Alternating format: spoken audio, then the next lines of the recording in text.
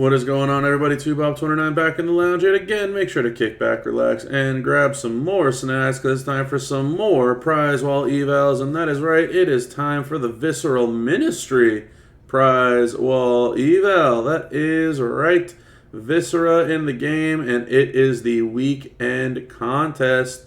There's some goodies on this wall. And as you can see, our faction has most certainly finished the faction boss competition by the time of this recording, and yours truly got very, very lucky out of the prize wall that was provided. So my chest opened up and I got a staggering 35,000, which is awesome for me.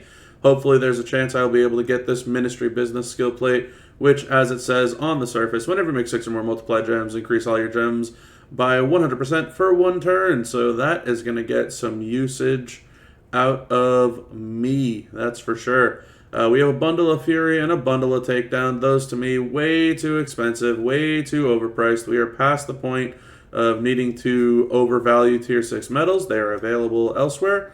Most of us should have at least a couple of sets by now, thankfully. So not worth it. And then there's a 100% defense strap for Viscera, which, I mean, that's okay. I think if you're going to play him to be annoying, which, let me, stress, I think is a waste compared to how strong he is as an offensive juggernaut. If you're going to play him to be annoying, it would be better for you to have a health strap instead of a defense strap. That's just my take. So I'm not really sold on the defensive strap. Anyway, on to the actual prize wall itself, the chock full of items prize wall.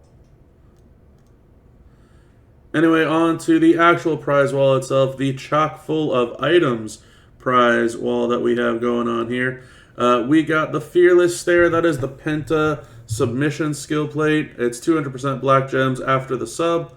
Then there's the Punk Gauntlets, which is awesome. It's the color turn version of the Yeet. If you don't have one of those, hopefully you can find a way to walk away with one of those after this weekend is over. The Dirty Deed skill plate, as I mentioned in the previous Prize Wall Eval for the Armory, not really that great. It's okay, but not many people are making power gems to then do gem damage. It's a little weird, right? Like, the combo doesn't really exist, so I wouldn't really invest too many eggs into that basket. Time to get Radical Plate. It's the black move, black gem damage plate. That's okay, nothing crazy. The Chelsea's Entitlement. I wanted one of these plates for so long, finally got one, and I've never used it. It's so overpriced, it's not even funny. And it's so rare for some reason. I don't understand why they like making Chelsea rare, but it is what it is. Whenever you make 15 or more traps, increase your purple move damage by 200%. It really is only for her. Nobody else really uses purple move damage that also generates a bunch of traps.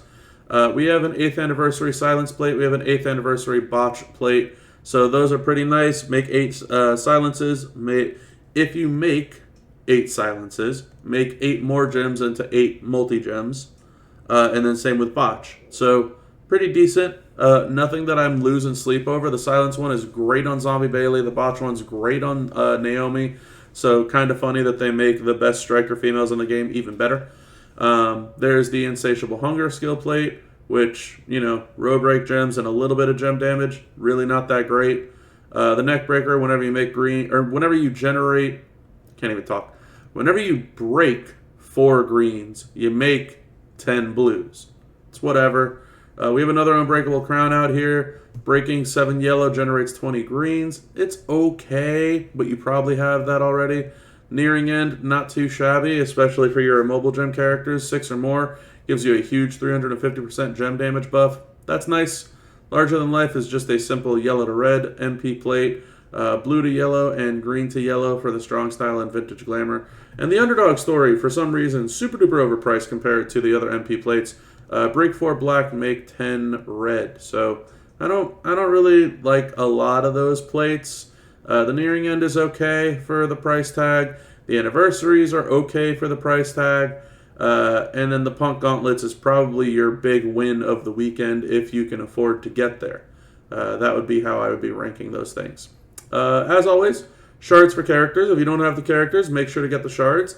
Like I was mentioning, I was able to get a lot of shards recently from just consistently grinding out prize walls and the flash feud bags and all of those wonderful types of things, and I recruited Nia Jax finally. And that is when I walked away with her, or when I walked away from her month. I was at 70, 75 shards or something.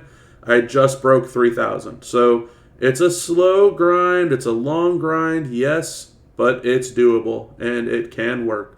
And I'm living proof that it can and does work. So make sure to get shards of the characters that you're looking to get. Cross is okay. JD McDonough is pretty good. Abby's very strong. Dom is cool, but you probably have him already. Tongaloa, freebie, whatever. Acom, freebie, whatever. Howdy shards are here, which is awesome.